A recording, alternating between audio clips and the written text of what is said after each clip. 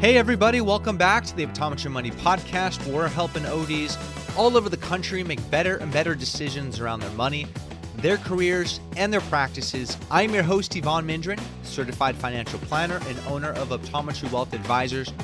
Thank you so much for listening, and for new listeners, appreciate you joining.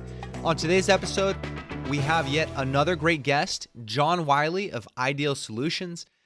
John and I talk about the HR and administrative headaches practice owners are facing right now. And we talk about how PEOs, professional employer organizations, help to take that headache off of your plates. We get into what in the world PEOs are, how they work, and also talk about the different ways to spice up employee benefits as many of the practice owners we're talking with are working through the struggles of keeping and attracting employees. And I thought it was a super interesting way to handle those functions and those growing pains in a practice. And if you have any questions on today's episode or ideas for future episodes, you can send me an email at Evon, E-V-O-N, at optometrywealth.com. You can also check out the show notes to this episode and all the other episodes, articles, and videos I've done in the Education Hub on my website, www.optometrywealth.com. And you can schedule a no-commitment introductory call to talk about what's on your mind financially and to learn about how I serve optometrists nationwide. Lastly, I will be joining Eric Mateo-Vicrinos on a webinar this evening, August 10th at 7 p.m. Central Time, 8 p.m. Eastern Time, to talk about financial planning for modern ODs. And we'll dive into student loan and debt planning, how to track progress to financial independence. We'll talk about the tools you have to build wealth and financial planning for practice owners and more. And I'll put the sign-up link in the show notes. Really hope you can join us, but without further ado, here is my conversation with John Wiley.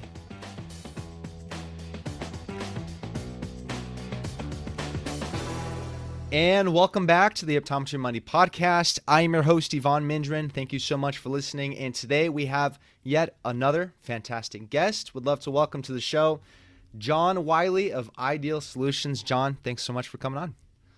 Evon, thanks so much for having me. I've been a fan of yours, and I know we met first, I think, at Vision Expo East or thereabouts.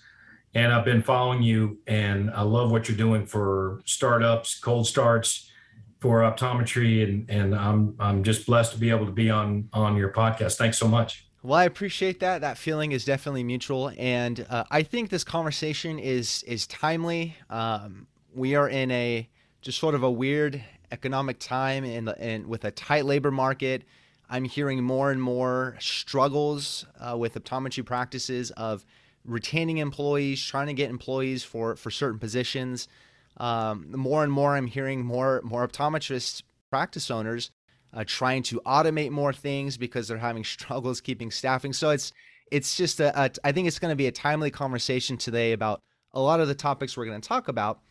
Some of them being some of the struggles of back offices in optometry practices, how to retain and keep employees, and I think one of the things we'll talk about as well is what in the world is a PEO, and We'll get to that, but appreciate you coming on and chatting all about these really important things in any business, especially optometry practices. But before we get into all of that, give us a little bit of a background. How did you get started working in and around eye care? What eventually led to Ideal Solutions? Sure. Thanks. Again, I'm really excited to be on here and share this. This is the new way we get our content out. It's right. Videos, it's podcasts, and I've been trying to do that some with my company as well. But yeah, my background, I have been in, eye care since 1995, really. Wow. So you're pretty new. I know I started when I was 10. I wish, but I was given a great opportunity by Brad Hurt and Jim Anderson. So if those guys are listening, shout out to them. They gave me an opportunity to carry a bag as a pharmaceutical rep for a little company out of St. Louis called Stores Ophthalmics, which was later baught out by Bausch & Lomb.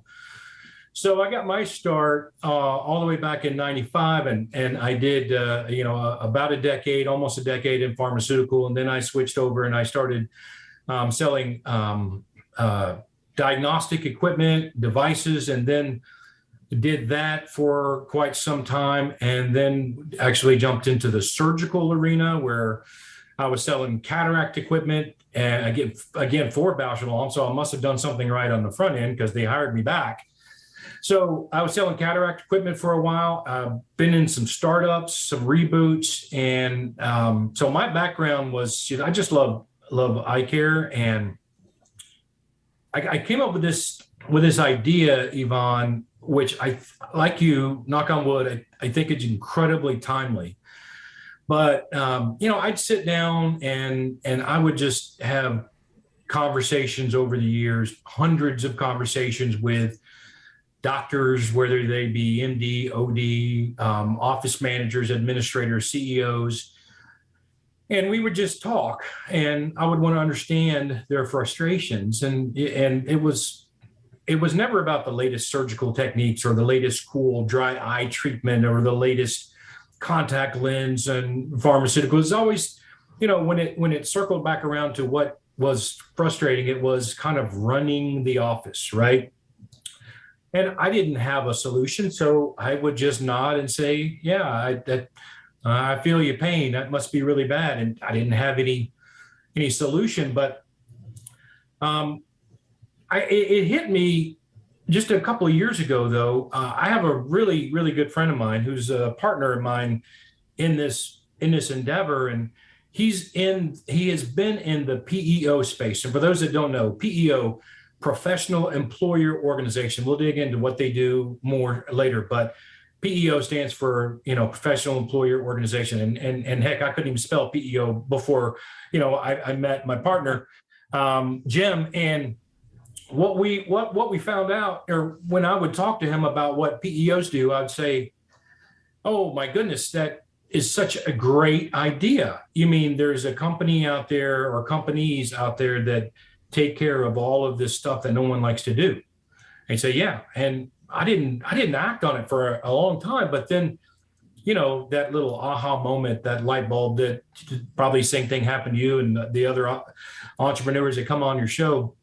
I started thinking, I have got to introduce this to eye care.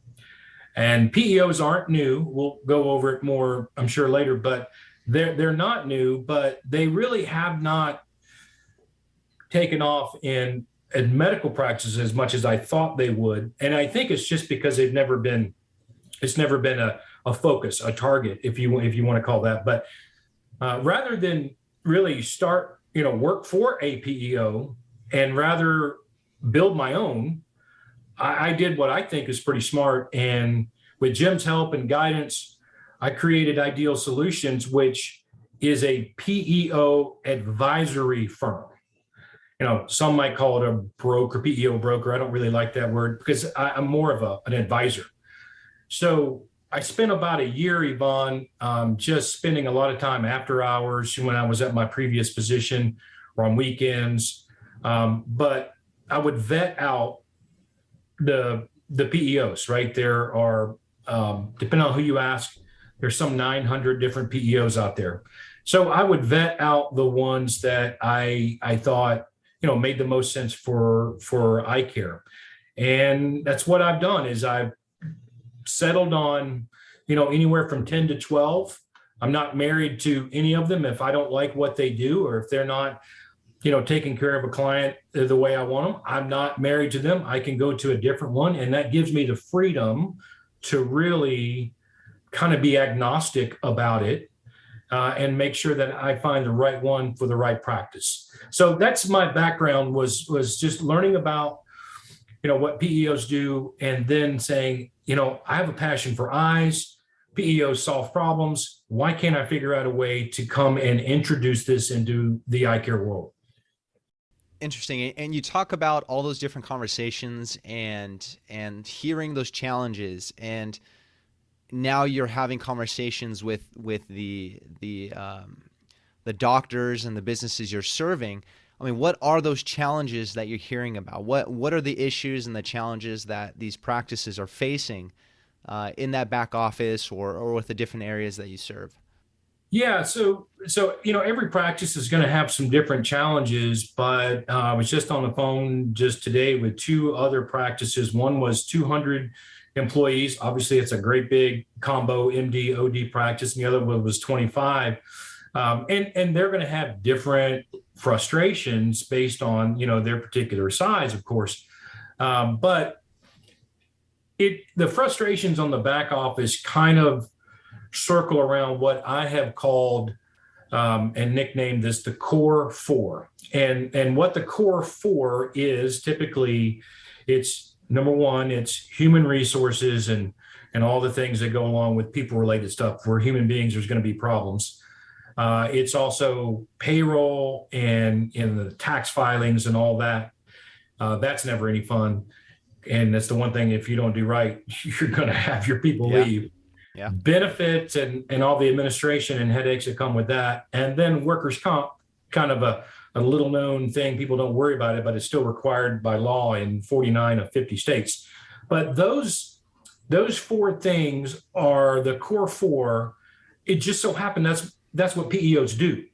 And those were kind of the biggest challenges that I heard. No, not really workers' comp. Like I said, it's just we have such and such company does that, or broker handles that. But that's not a big issue. We don't have a lot of claims in this world, which is great. But those other things, especially benefits, Jim often likes to tell a story because he's been doing it for so long that, 10 years ago, employees would say, well, what am I going to do this month? I've got to make a determination. Am I going to pay my car payment or my health premium? And that was 10 years ago. Nowadays it's like, am I going to pay my mortgage or my healthcare premium? Because the premiums just continue to go up and up and up and up. And the renewals are double digits every year, 10%. And you just get this constant flip, like this practice we were talking to this morning. They just literally said about every 3 to 4 years, when renewals get up to a point where they can't handle it, they'll go out and find another carrier. And they'll do this for 3 or 4 years and they go out and find another carrier. It's just like this race to the bottom. So that's a big, big challenge. And of course, with benefits comes, with good benefits comes employee retention. And that's obviously one of the biggest challenges that you touched on earlier. And that's one of the reasons that I wanted to bring the PEO world to eye care, because employee attraction and retention is such a frustrating thing right now. Really, it's probably exponentially grown since COVID first hit. We didn't hear about it as much. It was still there, but it wasn't on every community post. And all the back channels where they're like, what are you doing? What are you doing to keep employees?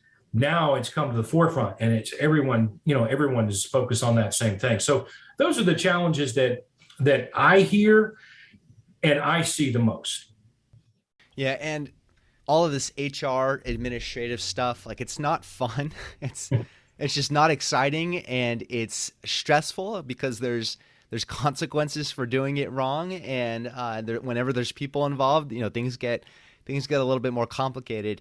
Is the struggle that you're hearing, and I'm thinking of smaller to mid-size optometric practices, anywhere from 2 to 10, 2 to 15 employees, somewhere around there. Like, is the struggle trying to figure out how to do all of these things, like how to wear all these hats? Is the struggle figuring out how to juggle all these different providers of everything?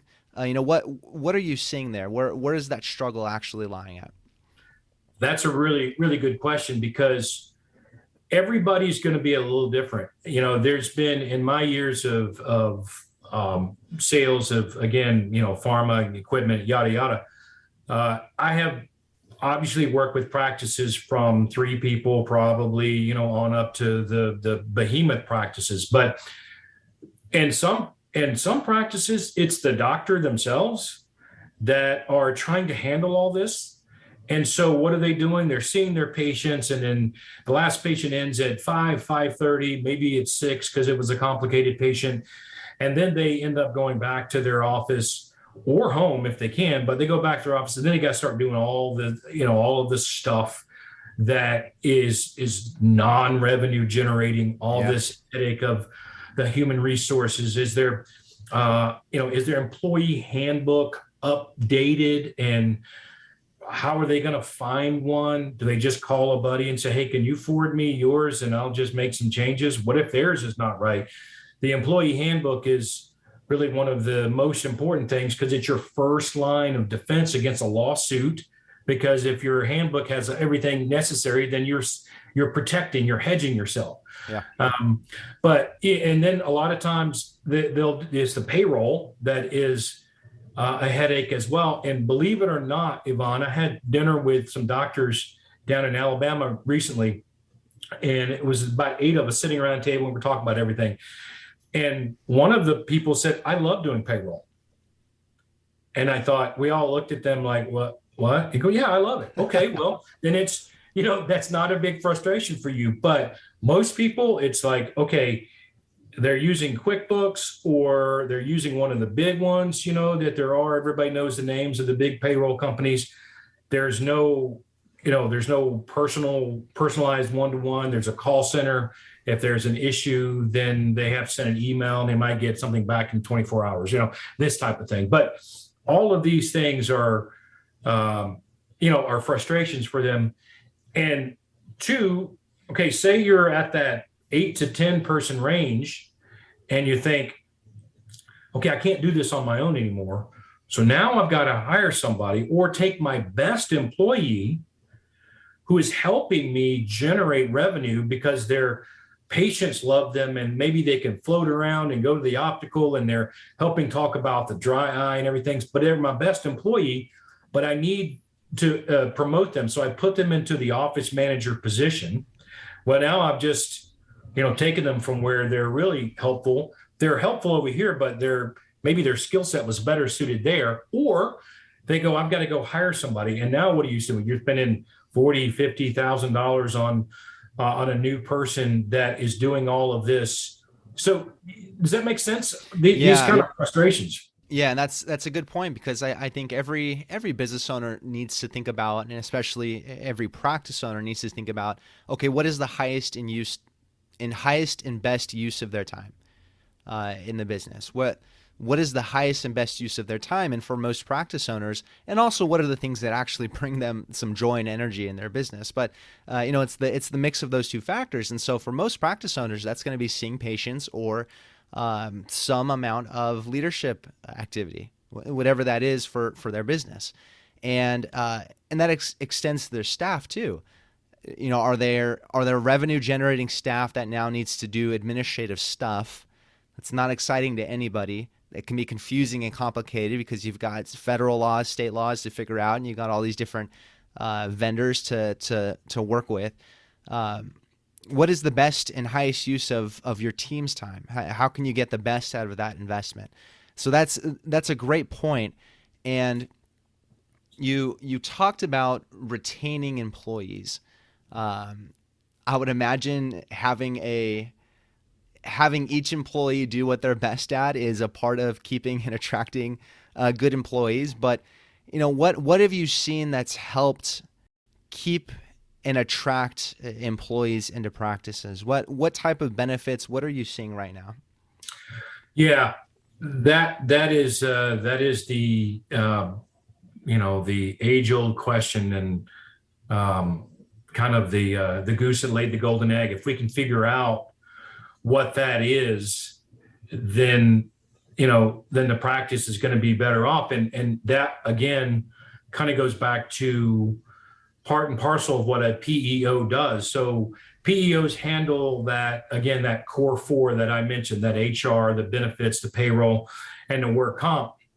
And we can talk about HR and we can talk about payroll as well. But specifically to your point about benefits, what I love about PEOs is that, to your point, to your analogy, your example a few minutes ago, a 2 to 10 person practice. Well, what happens right now in a 2 to 10 person practice, let's just say 5, right? Because I'm talking on the phone with a 6-person practice tomorrow morning that is frustrated with the same thing. So guess what they do? They do what they can do, which is find a local broker, and they call the broker and they go, hey, I need to be able to have benefits so I can attract and keep, good quality employees. Great. Well, they start talking about the benefits that they can do, that that's offered and what they can afford. And again, they're negotiating as if they're a 6-person practice, because that's what they are. Mm-hmm. So the benefit to cost, no pun intended, but the benefit to cost ratio is challenging there, because they can only afford to buy this particular amount of benefits. But the employees want more. So it's that catch-22. Now, if you like the things that PEOs can do and come in and handle, and you mentioned it earlier about all these outsourcing, and that's always a hot button for me, because I think about all these people they're outsourcing to already. They're outsourcing their payroll to this company. They're outsourcing their benefits to this broker, their 401k to this broker, their workers' comp to this broker, their cyber insurance to this broker, their FMLA even maybe to this broker over here if they're big enough to have 50 employees or more. So I have literally run into practices that outsource to umpteen different companies, right? So what if your office manager goes on maternity leave, or they get COVID, or whatever the case may be? How are you going to remember all those particular ones? If you could just kind of get it down to one, right, you're going to save yourself a lot of time, and time is money. But circling back around to your question, if you are in with a PEO, you become, rather than a 6-person practice, like we use in our example, you're all of a sudden, you get the economies of scale, and these PEOs will represent anywhere from 20,000 to 500,000 employees that are rolled up under their umbrella. So guess what? When these PEOs go to the carriers, whether it be Aetna, United Healthcare, Cigna, Humana, the Blues, Kaiser, when they go to them to negotiate, they're not negotiating as a 6-person practice. They're negotiating as several 100,000 employees, so they get better rates. So then you can bring a practice that can get these benefits from the PEO. So you can get your medical insurance. You can get your your short and long-term disability. Definitely 401k, the golden handcuffs, we call it. I know that's probably a hot topic for you because it's so important, but 401k through some vendors that are very, very low cost, if anything. Definitely their dental, and I'd say vision, but they all do that in-house anyway. But also key things like employee assistance programs, EAPs. And Evon, what they do is they provide, in most cases, if you want it, anonymous type of counseling and therapy for maybe relationship, marriage, grief counseling. Maybe there's a substance abuse issue you need help with. The employee assistance programs, or EAPs, are there to help them. And that's a benefit that you can have when you partner up with a PEO, because they have that. There's also what's called PHMP, or proactive health management programs. And PHMPs, their whole goal is to A, save you money, but B, make you healthier. So you can have access. They'll send you an email once a week that gives you information and tips. You can get nutrition and fitness help, telemedicine help. And a lot of times these will lower your employee contribution monies because of the PHMP, because they're trying to help you stay healthier on the front end. But they can also you can also get FSAs and HSAs and all these things that you were talking about. An interesting fact that, go ahead. Let's just define it, because we keep talking about PEOs and we keep mentioning it. Let's define, like, what in the world is a PEO? What is it exactly? Great. PEO is a professional employer organization. They have been around for 40 plus years in their current iteration. they used to be called, decades and decades ago, it was called employee leasing. Now, they don't use that terminology anymore. Those type of companies were really kind of gone by the wayside. And depending on who you ask, Evon, there are as many as 900 different PEOs across the country.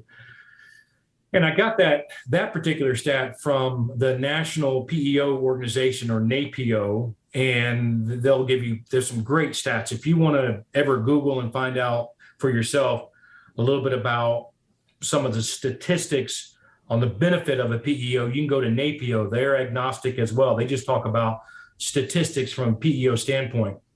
But they have about 5 million employees that are rolled up under this co-employment.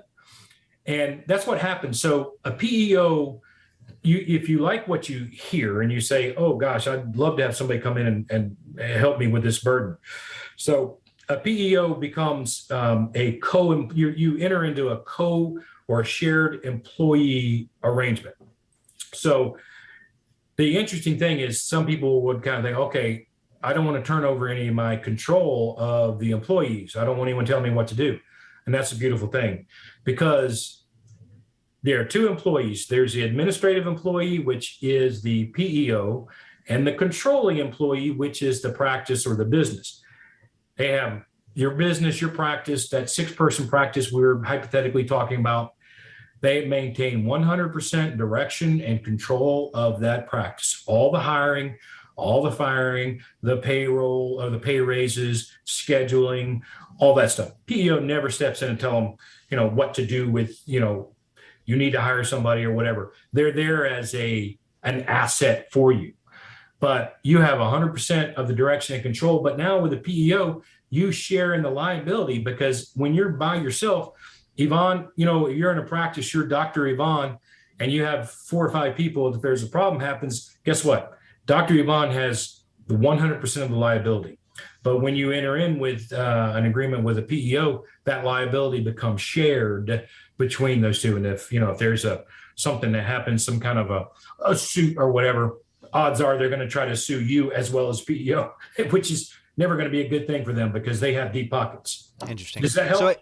So that sounds like it's a way to outsource different functions, or I guess functions within the practice. Like you can, as a practice is growing, they can look around and say, okay, what's the next seat I need to fill, and what jobs is that person going to be accountable for?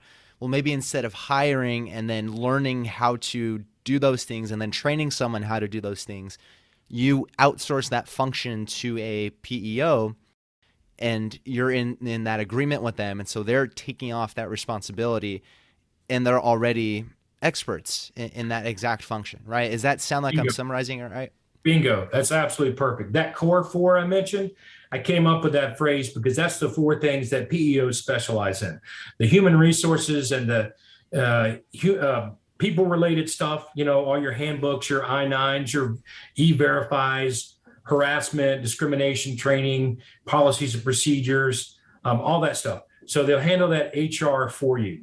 The benefits we've talked about a lot already, but they'll provide access to amazing benefits, and they can also administrate those benefits too, all those adds, deletes, and everything that you're doing there.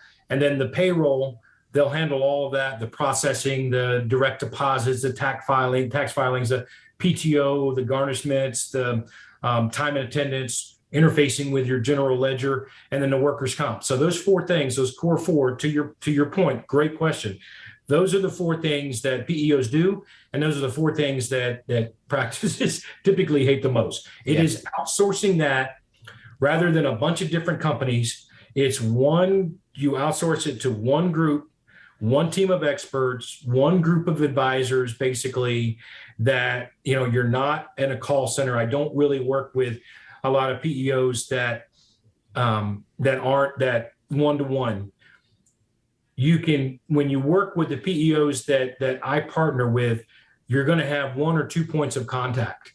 You're going to have your payroll person that you're going to speak with probably most often. And then you're going to have the other client service representative, they're kind of like your air traffic controller. They make sure everything else is taken care of. So you've got their numbers, their cell phones, et cetera. So they really are a partner to the practice rather than, someone who's just in, 10 states away that's a call center. And they really make sense when you're growing or when you're at that point where you say, I need help. And I don't really think I can afford to pay somebody, or I'd like to be able to take that person who is kind of doing it now, and I'd like for them to take this off their shoulders somewhat so that they can help, in the actual day-to-day practice, help me grow, help me add that second location maybe, or add that second doctor, add a couple more lanes, et cetera. Got it. And I'm just thinking of like, what is the trade-off there, right? Because you do need to hire someone, you need to train them, assuming you know what to do, because otherwise then you need to either tell them to figure it out or you figure it out. So you need to train them, spend the time training them. You need to pay them a salary. You need to cover employment taxes, potential benefits. There's space in the office. So there's a lot that goes into hiring someone for these jobs. So what does the trade-off look like to instead, from a cost standpoint, to instead work with a PEO? Like what does that trade-off look like? Well, I'm going to just throw averages out there because everything is obviously going to be different. It's going to be different based on the size of a practice. The bigger it is, maybe the less it is. You know how that works. But when you hit the size of 20, and then you hit the size of 50 in any business, that's when things seem to get exponentially, if I get that word right, more difficult, especially when you hit 50. I mean, I know we're not talking about a ton of practices maybe that are at that 50, but that's when you have to do the Obamacare or ACA, and you have to offer FMLA. It's a whole other ballgame. But when you get that 20, things get really, really exponentially more difficult. So the cost of a PEO averages, I hate averages, but it averages somewhere in the neighborhood of $1,000 to $1,200 per employee per year. Okay. So extrapolate that out and you think, okay, what would it cost me to hire an HR person, right? Someone fresh out of school with an HR generalist degree are going to depend on your state. California and New York can be different from where I am in Nashville, but they might be somewhere between $60,000 and $90,000 a year. So if you think about, certainly can't do that, but you could partner with a PEO for a half that, a quarter of that, a fifth of that, depending on the size of the practice. You're really saving a lot of money, and when you get to that like break-even point where maybe it's 75 employees, again, not everyone's going to be that way. That may be your break-even point where maybe you're not saving a ton of exact cash, but over and above that, you're saving a lot of time. And as you and I both know, that time equates to money. Yeah. I've learned that myself, especially starting my own business, as I sit here and I try to do some of my own marketing. And I think, I just spent an entire day trying to make a video when I could have outsourced that to somebody, and I could have spent that time, much more profitably as I'm trying to reach out to clients that could use our help. I'm feeling that exact same way. And right, it's time, it's stress, it's headache, wondering if you're doing everything appropriately, trying to keep on top of changing laws and benefits. And, there is something to say about paying for help in all these different areas. And just hearing you talk, and it's just like there are opportunities now as people are building practices, as optometrists are building practices, to build the team more creatively. Like you don't need to hire directly for every single function in the office anymore. I had a conversation on the podcast here with Perry Brill, and he talked about opening up a virtual staffing service.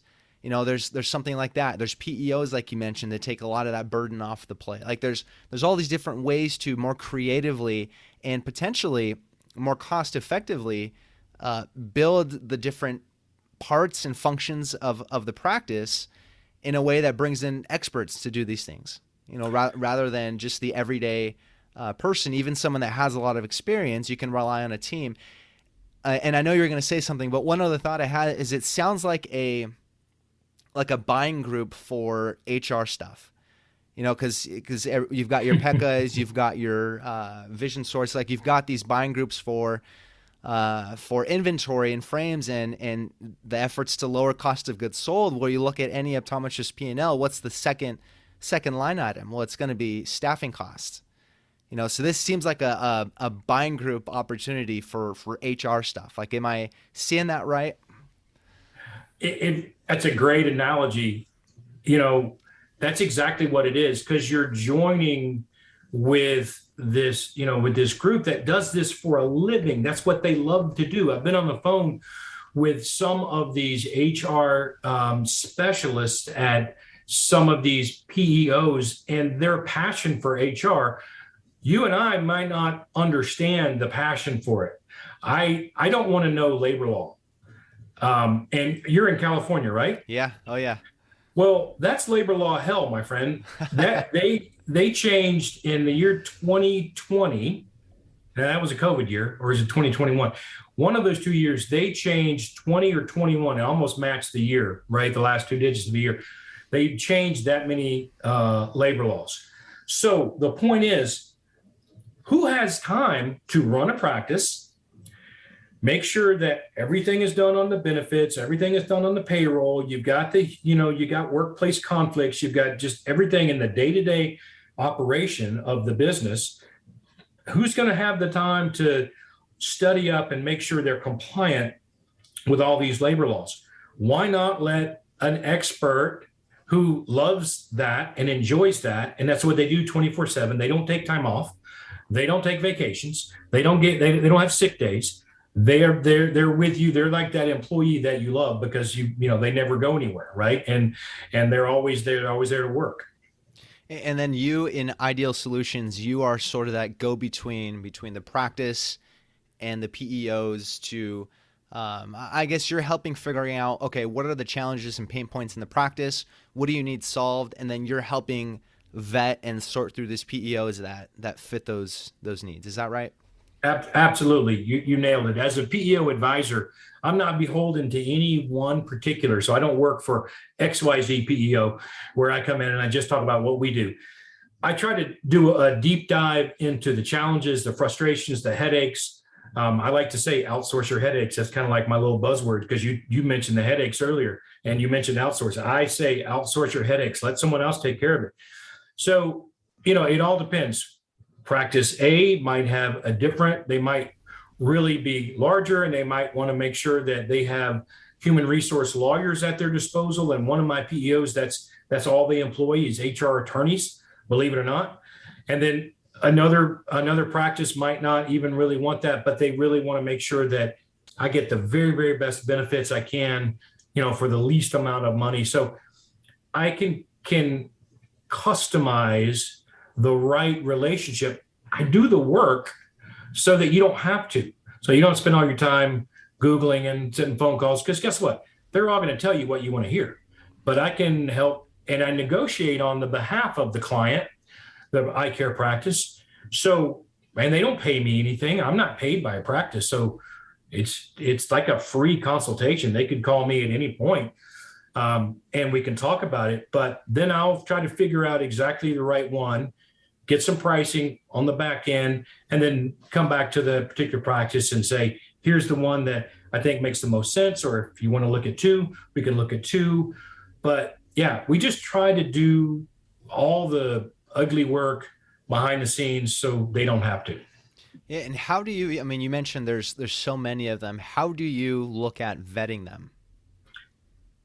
Well, of those 900 or so PEOs, probably 400 or 500 of them are more blue collar, because PEOs were really started, and where they caught fire was workers' comp. Everybody was looking for a better workers' comp because, they could be like a roofer or general contractor, restaurateurs, et cetera, and they were all, chopping around their workers' comp.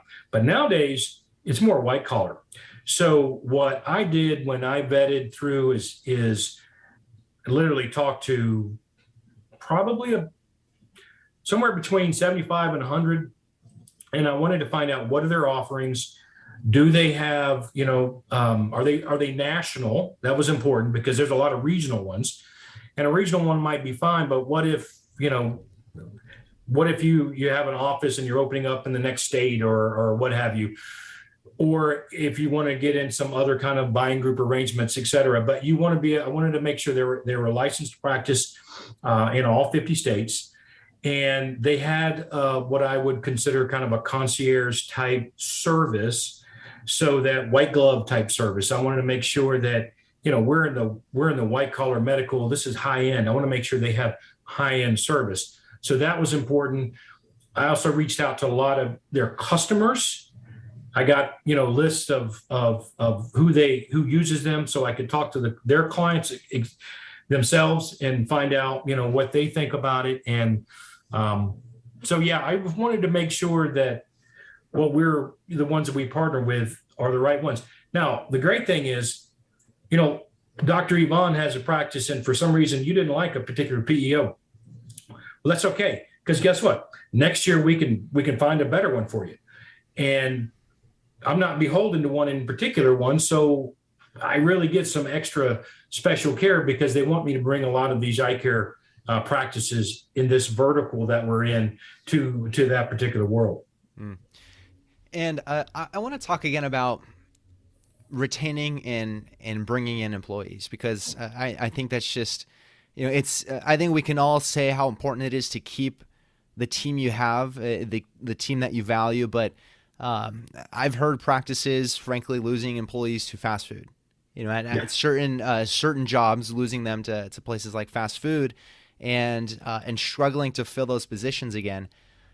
Outside of, we know the main benefits. We know there's health insurance. We know the 401k or retirement plan, whatever, simple IRA, whatever plan's being used. What have you seen that can be added on top of those maybe two core benefits for a practice like, again, that 5 to 15? What have you seen that can be sort of added on to enhance or spice up the benefits for that practice? Really, really good question. And you read my mind a little bit. And I promise anybody listening, we didn't talk about this ahead of time. There is a practice that I won't mention the state, but it's not too far from here. They're a little bit bigger, 28 people. They lost 2 employees to Chick-fil-A. Wow. Okay. And this doctor was a little puzzled by that, probably a little frustrated. And their thought is, money was about the same, so they didn't understand why they left. Well, why they left is because of benefits. Mm. If you have, some Chick-fil-A is obviously not a lot of 5, 10, 20, 30 person practices can compete with the benefits of Chick-fil-A, not to mention the great chicken sandwich you get for free. But that right there might actually coerce me to go work for them. But the those benefits that they offer, it's hard to compete with.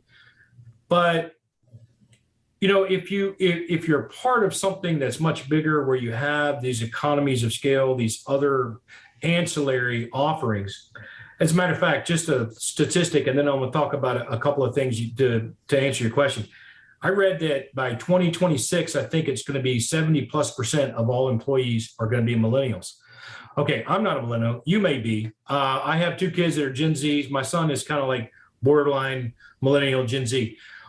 There's nothing wrong. There's absolutely nothing wrong, but they just want different things, right? So the benefits that a millennial might want might be different from a Gen X like me or a boomer like our parents. Everyone looks for things a little bit different. You can't necessarily funnel them into a generation, but they typically want some things that are a little bit different. For example, a couple of our PEOs offer pet insurance. Now, I didn't think that would. Evon, I had that on one of my slides. I was doing a slide deck to a group, and I thought, I'm going to delete that slide because no one cares about that. But I kept it in there, and they went, oh, we'd love to have, that's great. And then I kept it in there. And the very next time I did a presentation, same thing. I kept that slide in there. That's the showstopper. That's what they said. You have pet insurance? I'd love that. So that's another little thing, but that's important, right? For that loyalty. Also, a couple of the really nice sized PEOs will be able to have an app that you can put on your phone where you're presented with discounts for movie tickets, airline tickets, hotel tickets. Let's see, like, cell phones. You can get discounts on a lot of those. They can offer roadside assistance programs that, we don't even think we have. Like, I have an American Express and I forget that I have roadside assistance with that, right? Mm-hmm. But that's all on your, on your app, on your phone. And those are little things that people really, really like. Those are some of the ancillary things. Cyber insurance for a practice. Okay. So there's identity theft insurance that a lot of these PEOs offer the employees, right? That's another nice thing. So they're included in some of these little packages, identity theft insurance for the employees. They love that. But then there's cyber theft insurance for the employers at a very, very low cost. One of the businesses that Jim was able to get into, the previous PEO where he was, they were spending $7,600 on their cyber insurance, and with the PEO, it was like $500. So these are some of their ancillary benefits that are above and beyond just my health insurance. And it sounds like there's quite a variety out there, and there's even things that I know I've written about, like on LinkedIn, and I know you've interacted with, like educational assistance plans for Section 127 plans, where employers can contribute to student loan payoff. Yes.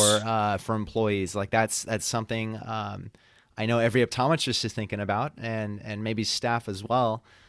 So there's a lot of different little benefits. They aren't the most substantial, but it's ways to, I know it's a nice gesture, and it's ways to just sort of spice up that job offer and try to keep that team around that's already there, that core team. The FSA, the Section 125, right? Yeah. So that right there is tax free. So that's another great advantage. And that's an excellent point on yours. I saw that post on LinkedIn and reposted it because that's a phenomenal idea. We all have to get creative on this. And one thing I wanted to ask is, do you see a meaningful difference in cost or coverage going through a PEO for traditional medical insurance versus going to market on their own as an employer, somewhere between 5 and 15? Have you seen a difference there? Huge difference in many, many cases.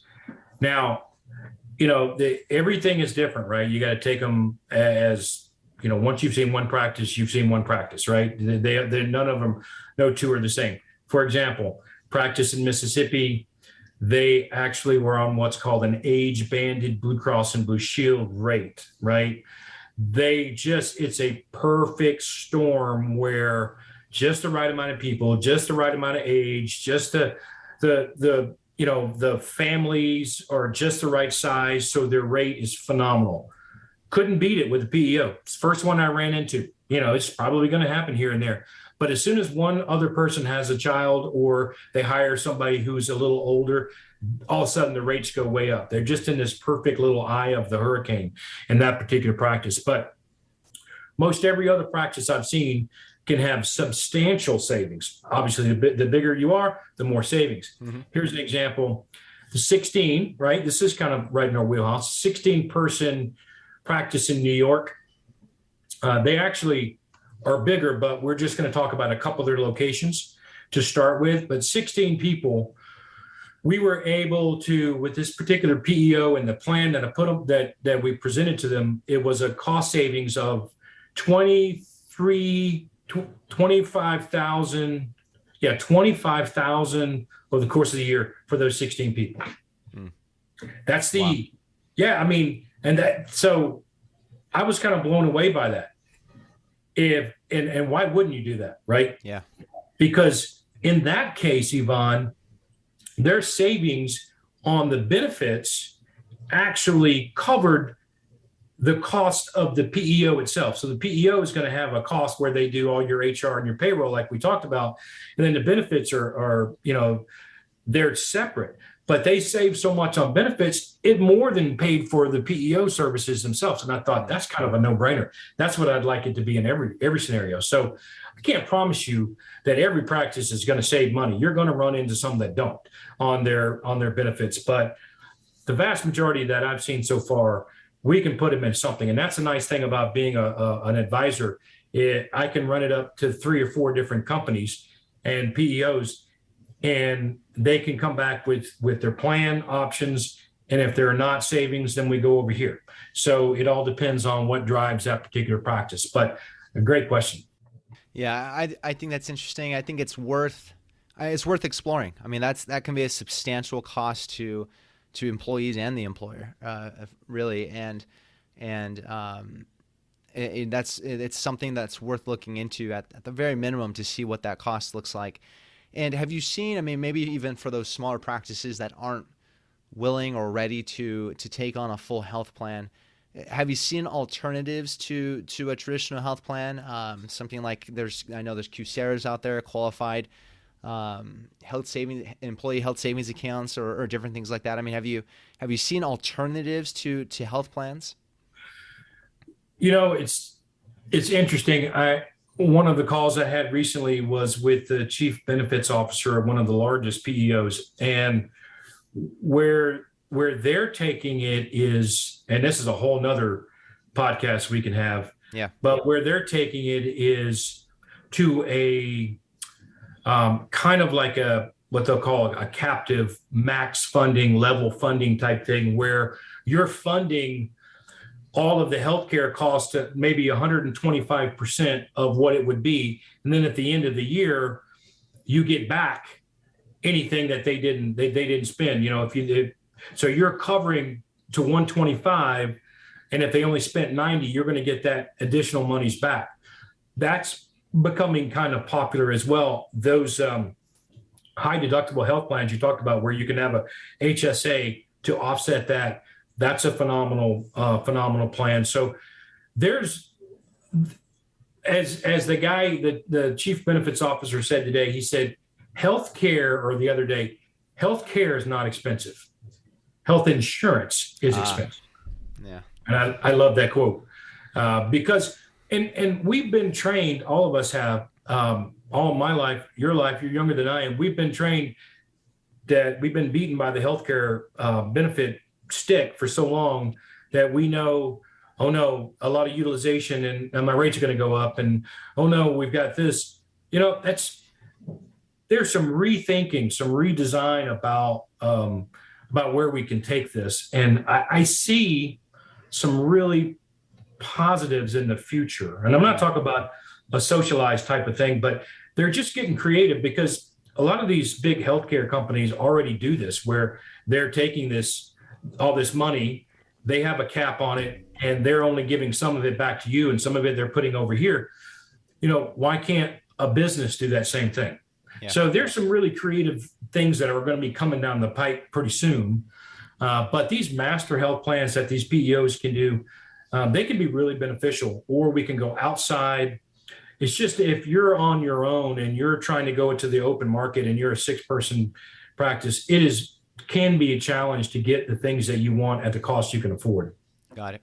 Yeah, I appreciate you bringing that up. And as we sort of wrap up here, any final thoughts for that practice owner whose practice is growing, is feeling those growing pains, needing to hire, having too much roles and tasks and actions on his or her plate? Any final thoughts for that doctor owner and how to solve a lot of those challenges, or for an office manager, how to solve those challenges? Any final thoughts for them? Well, final thought is, first of all, thanks for bringing me on. Really enjoyed it. You asked some really good questions. I hope the information that I provided was beneficial and maybe, raise some eyebrows and some people want to reach out.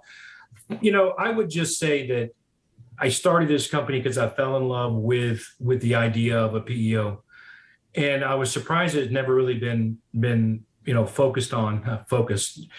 ideal, all of our puns and the things that we can relate to, but Yep. it's never really been targeted in the eye care world. And I said, I know how these guys, they come out of school, whether they be ODs or MDs, and they come out of school, they're great. They can be great practitioners. They love what they do, but there was only a couple of hours in a couple of classes where it was talked about business.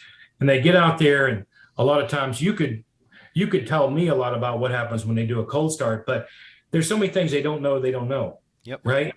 And if you could find a partner, somebody who does this, that it's freeing when you can offload that headache to somebody else so that you can say, you can stay with your core competency. Why did you get into eye care? 99 out of 100 are probably saying, because I love treating, I want to fix eyes. I love patients. You'll get that one that said, I want to grow and I want to have, 18 locations and I want to sell out to a private equity, et cetera. But the vast majority just want to be really good, practitioners. And they just love taking care of their patients. What they don't enjoy is the business side of things, the headaches, the burden, the back office stuff. So why not let somebody who loves that, who does that, and can do it, like we said, a lot of times save you money, but every time save you time.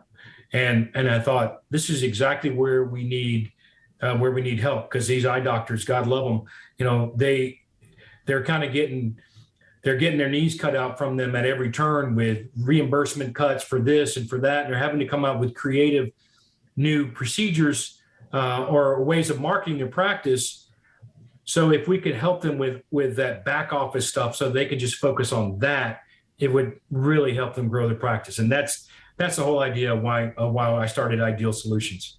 I love that. And yeah, I look at it from the financial perspective, and I'm looking at it from how does a practice owner's practice influence the household finances and their ability to reach their own financial goals. And it's that profitability of the practice, but everything we talked about affects that profitability and really just affects the enjoyment of owning the business and being in the business at all. And I think everything you mentioned is so important. Again, I'm just thinking about everything I'm hearing from you is there's so much more room now to think more creatively around how we build practices and how we build teams and how we handle a lot of the jobs and functions in the business. And I think you have a great solution to at least explore for anyone who's feeling the headache of HR administration, and I don't know who isn't. So I appreciate you coming on and talking all about that. How can people find you, follow you, learn more about what you're doing?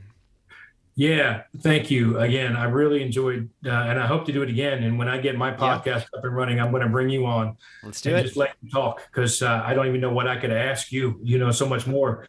The Ideal Solutions, just go to our website. It's just idealsolutions.com, one word, EYEDEAL. There's an option there. You can schedule a meeting with me. There's a little Calendly link on that, so it will schedule a meeting with me. You can send me an email. It's info@idealsolutions.com. I'm on LinkedIn, as I know you are, and we try to follow each other a lot. So I try to post, some short videos. Our attention spans are, we don't have a lot of time. Everything is on there. So just short 1 or 2 minute little snippets of videos on some of the things that we talked about today. We've got a Ideal Solutions page on LinkedIn, and I've got a Facebook page too. I've got to just do more work on that Facebook page, but I'd love to talk to anybody and see if we can help. Perfect. Well, I will put all of that information in the show notes, which a listener you can find by just scrolling down in whatever app you're using to listen to this, or on the Education Hub at my website, optometrywealth.com. And John, appreciate you coming on for today. Hopefully we'll have you on again soon, because there is a lot more to talk about, and the laws and challenges and benefits and everything. It never stops changing. So I'm sure we'll have something to talk about in the future. In the meantime, for the listener, really appreciate your time today and listening, and we'll catch you on the next episode. Take care. Thanks, Evon. Want more resources to help master your money? Check out the Education Hub on Evon's website at optometrywealth.com. Evon Mendrin is a certified financial planner and owner of Optometry Wealth Advisors, a California registered investment advisor. All opinions of Evon and his guests are their own. This show is for informational purposes only and should not be relied on for specific investment, legal, tax, or other decisions. Clients of OWA may own securities mentioned on this show.